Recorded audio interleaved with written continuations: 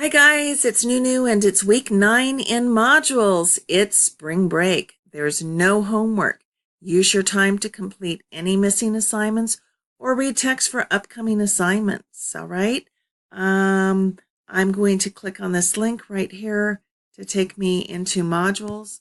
I could also click on this link, as you know, if I wanted to. Modules is our Bible in the classroom. It contains all of our class assignments, all of our readings.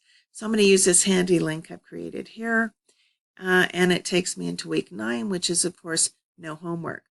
If you want, you can read ahead all of our upcoming assignments, all of our text, or you can go back from week 8 all the way to week 1 in modules and complete any missing assignments. They're all open for you.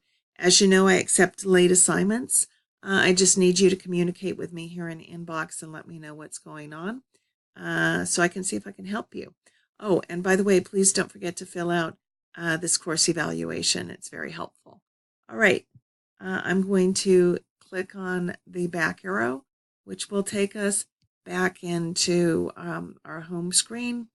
And I will be looking at inbox during spring break. If you have any questions or concerns, don't hesitate to contact me.